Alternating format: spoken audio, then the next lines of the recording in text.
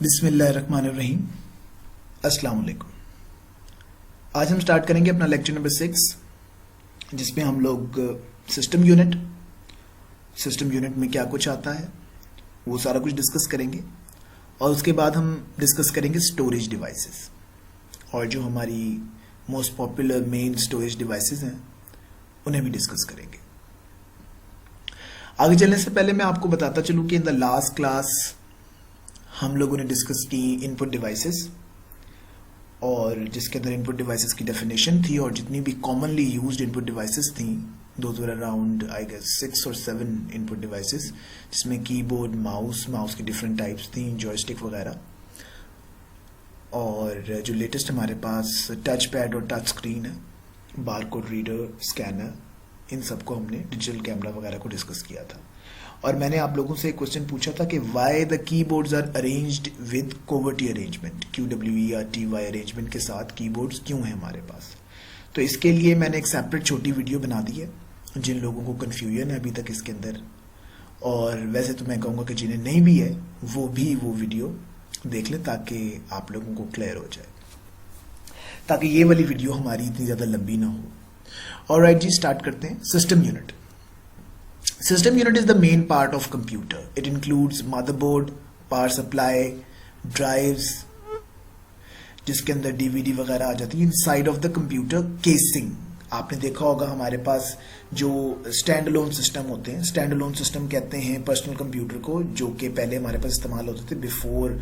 अब तो हर किसी के पास ऑलमोस्ट लैपटॉप होता है, तो जो हमारे पास कंप्यूटर लैब में जैसे पड़े हुए हैं, तो वो हमारे पास होते हैं स्टैंड अलोन पर्सनल कंप्यूटर्स।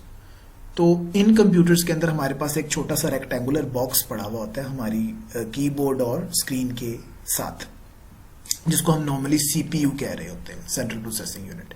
एक और यहाँ पर एक मिसकंसेप्शन है, वो बेसिकली हमारा सेंट्रल प्रोसेसिंग यूनिट नहीं होता, वो हमारा सिस्टम यूनिट कहलाता है, और उसके अंदर अभी हम आगे फर्दर डिस्कस करेंगे CPU होता है। अच्छा, ये जो कंप्यूटर की रेक्टेंगुलर केसिंग होती है, इसके साथ तमाम इनपुट और आउटपुट डिवाइसेस कनेक्ट की जाती हैं डिफरेंट पोर्ट्स के थ्रू। इनकमिंग लेक्चर्स हम लोग पोर्ट्स को भी डिस्कस करेंगे। तो all the input and output devices, जिनको इन शॉर्ट IO डिवाइसेस भी कहा जाता है और पेरिफेरल डिवाइसेस भी कहा जाता है, वो तमाम डिवाइसेस इनपुट और आउटपुट डिवाइसेस जो कि इस केसिंग के साथ अलहदा से लगाई जाती हैं। उसके बाद आता है जी मदरबोर्ड। मदरबोर्ड, उसके नाम से हमें अंदाजा हो रहा है कि it is something that is really very important, और जिसके बगैर आपका कंप्यूटर नहीं चल सकेगा, जैसे माँ के बगैर घर नहीं चल सकता। और मदर से मुराद ये भी हो सकती है कि ये सबसे बड़ी है और इसने सबको अपनी लपेट में लिया हुआ होता है। तो मदरबोर्ड ये मेन सर्किट बोर्ड होता है आपके सिस्टम यूनिट के अंदर। इट कंटेन्स माइक्रो प्रोसेसर, जो आपका प्रोसेसर है वो भी इसी पर मौजूद होता है। मेन मेमोरी भी इसके ऊपर मौजूद होती है। Expansion cards, many IC chips, connectors and other electronic components. अच्छा, माइक्रो प्रोसेसर हम लोग डिस्कस कर चुके हैं, दोबारा थोड़ा सा करेंगे। मेन मेमोरी आगे इसका आ रहा है, नेक्स्ट कमिंग लेक्चर्स के अंदर इसको हम डिस्कस करेंगे। Expansion cards, I am not sure expansion cards आगे हैं कि नहीं है। एक्सपेंशन मतलब ऑलरेडी एक फंक्शनैलिटी आपके सिस्टम में अवेलेबल नहीं है, तो हम एक्सपेंशन कार्ड्स के साथ वो उसमें ऐड कर लेते हैं। लाइक पहले कंप्यूटर्स के अंदर हमारे पास वायरलेस कार्ड नहीं बिल्ट इन होता था, जैसे लैपटॉप्स के अंदर होता है कि आप डायरेक्टली लैपटॉप को किसी वाईफाई से कनेक्ट कर लेते हैं। तो सिस्टम को अगर आपने वाईफाई से कनेक्ट करना है तो उसके अंदर एक वायरलेस कार्ड लगता है। तो वायरलेस कार्ड बेसिकली उसकी एक फंक्शनैलिटी को इंक्रीज करने के लिए लग रहा है, तो ये एक्सपेंशन कार्ड्स की स्लॉट के अंदर लगेगा। IC चिप्स होती हैं, उसके अंदर काफी ज्यादा माइक्रो प्रोसेसर के साथ साथ IC चिप्स भी इस्तेमाल की जाती हैं। कनेक्टर्स होते हैं और डिफरेंट इलेक्ट्रॉनिक कंपोनेंट्स होते हैं। It has many buses electric pathways होते हैं, ये इंशाल्लाह हम कमिंग अपने लेक्चर्स के अंदर डिस्कस करेंगे। इसके थ्रू हमारा डाटा, हमारे इंस्ट्रक्शंस और ये तमाम चीजें पूरे सिस्टम के अंदर एक कंपोनेंट से दूसरे कंपोनेंट के अंदर मूव कर रही होती हैं। These are used to transmit information between various components of the computer. All the IO devices are connected to the motherboard. A motherboard is shown in the figure. This is a complete motherboard. तो आप ये देख सकते हैं कि ये इसकी नीचे एक बेस है कंप्लीट, ये एक प्लास्टिक सिलिकॉन का बोर्ड होता है जिसके अंदर ये जो आपको लाइंस नजर आ रही हैं बेसिकली ये बसेस हैं जो कि एक कंपोनेंट से दूसरे कंपोनेंट के अंदर जा रही हैं। ये जो एरिया है यहाँ पर आपका माइक्रो प्रोसेसर लगता है। इस जगह के ऊपर ये ब्लैक जो आपको स्लॉट्स नजर आ रही हैं, यहाँ पर रैम्स अटैच की जा सकती हैं और ये आपके एक्सपेंशन कार्ड्स हैं। As you can see we have 1 2 3 4 5 6 expansion cards, इसके अंदर 6 डिफरेंट किस्म की, like that can be a graphic card, that can be a WiFi card, a LAN card. तो जो भी चीज़ आप उसके अंदर ऐड करना चाह रहे हैं, समटाइम्स आपका साउंड कार्ड उड़ जाता है तो यहाँ से अलग से एक्सपेंशन की जगह पर साउंड कार्ड लग जाता है और भी इसके कुछ इसी तरह के फीचर्स होते हैं।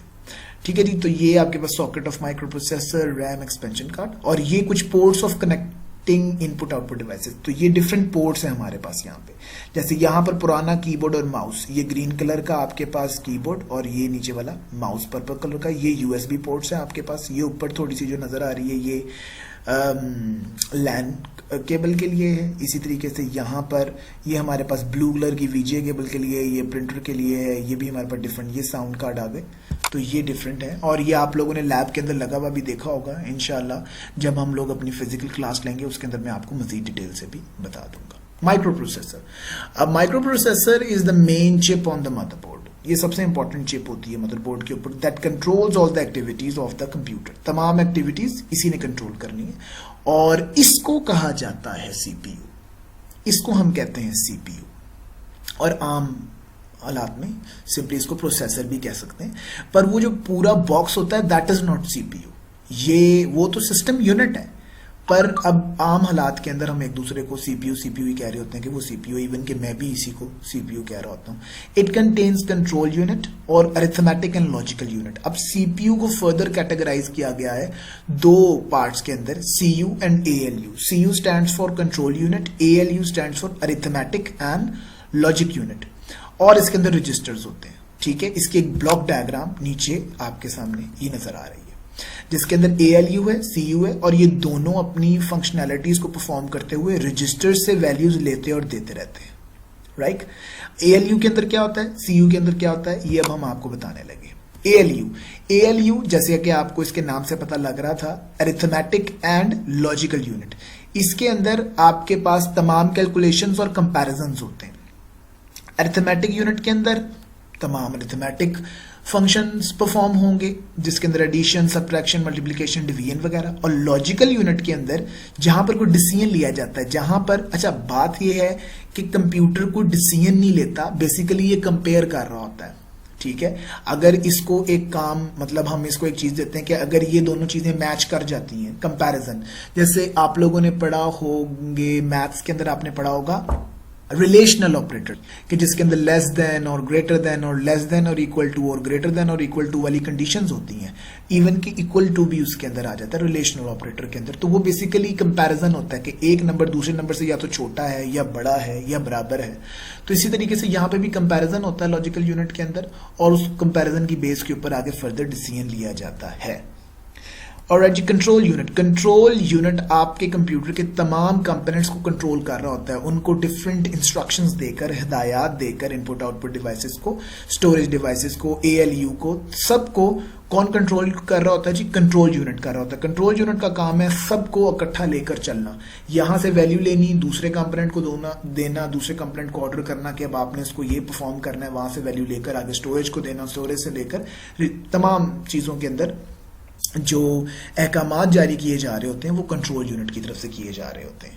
राइट, उसके बाद आ जाता है जी registers are small memory units. These are basically the smallest memory units जो कि माइक्रो प्रोसेसर के अंदर ही होते हैं। माइक्रो प्रोसेसर के अंदर हैं तो ये सबसे ज्यादा फास्टेस्ट होते हैं, पर इनके अंदर जो मेमोरी होती है वो टेम्परेरीली होती है। जो भी फंक्शन परफॉर्म किया जा रहा होता है उसके अंदर ये रजिस्टर्स हेल्प आउट कर रहे होते हैं। ठीक है, जिस वक्त एग्जीक्यूशन हो रही होती है उसी वक्त इनसे वैल्यूज लेकर और दे दी जाती हैं और नेक्स्ट जब कोई फंक्शन परफॉर्म किया जाता है तब तक ये रजिस्टर्स एम्प्टी हो चुके होते हैं। नीचे कुछ एग्जाम्पल दी हुई हैं जिसके अंदर इंस्ट्रक्शन रजिस्टर है, क्यूमुलेटर रजिस्टर है, data register, memory address registers.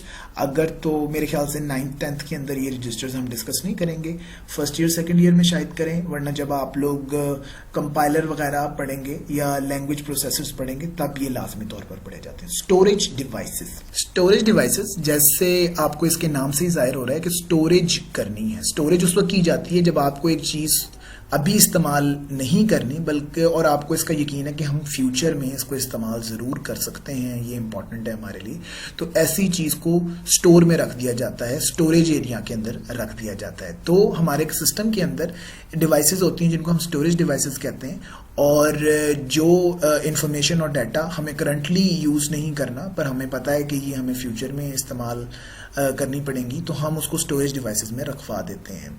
और स्टोरेज डिवाइसेस को सेकेंडरी मेमोरी भी कहा जाता है।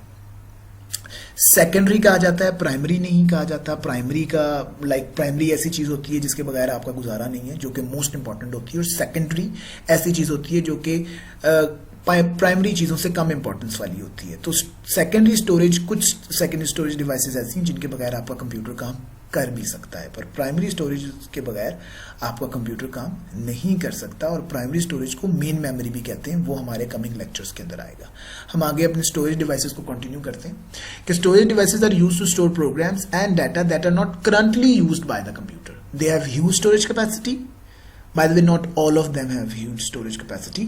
यहाँ पर हम कंपेयर कर रहे हैं इनकी स्टोरेज कैपेसिटी को मेन मेमोरी की स्टोरेज कैपेसिटी के साथ। जैसे रजिस्टर्स हैं, जैसे रैम है, तो अगर उनसे आप कंपेयर करें तो इनकी मेमोरी बहुत ज़्यादा ह्यूज होती है। They are also known as mass storage devices और सेकेंडरी मेमोरी।